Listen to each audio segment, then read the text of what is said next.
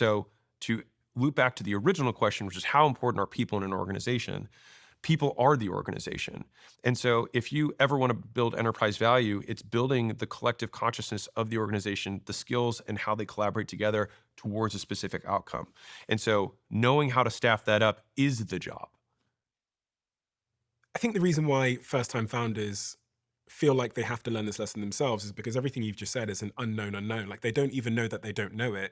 So they hire the sales guy because they were their friend from high school and then they go through the pain. And Yeah. I say this because I'm so unbelievably passionate about it. I went through the same BS. I hired my friend who worked at Prada to be our account.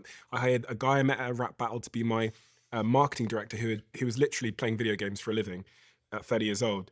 And I went through this whole thing, and then at maybe 3 or 4 years into my first business, I accidentally hired someone great.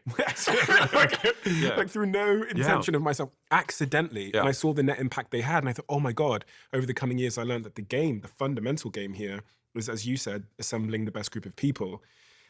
How, Yeah. if I'm a first time founder, can I put a system in place to to make sure that even though I don't know what a good salesperson looks like, Yeah. even though I don't know what an ex good person looks like, I still attract them to my company?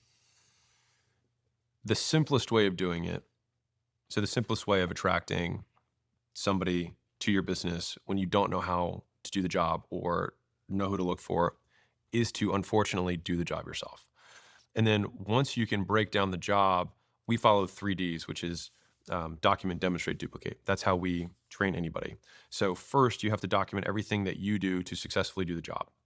And that's step by step into a checklist. Then you demonstrate. So you do this checklist in front of the person that you're trying to bring on. Then they duplicate, they do the checklist in front of you. What's interesting about that 3-step process is that you'll often find when you try to demonstrate following the checklist, you don't follow your checklist. And so then you have to adjust the checklist until you actually follow the checklist. And then when you can consistently follow that checklist and get the output, then you can have them do that checklist. And so I think this is why bootstrap founders, I think oftentimes will find they tend to know more about more things because they had to learn them in order to teach them. Now, what's really interesting about what you said about accidentally finding that star at 3 or 4 years in is that I think that happens to almost everyone. Well, hopefully it happens. The people who end up making it, it happens to almost everyone. Because then you realize, oh my God, like if I had 4 of these people, like we could change the world, Can I right? say something as Yeah. well? The other epiphany revelation I had was the star Mm. hired stars. Yeah. Right. And so I think her name's Katie Leeson. Of the 10 people she then hired, 9 of them became the best people in my company.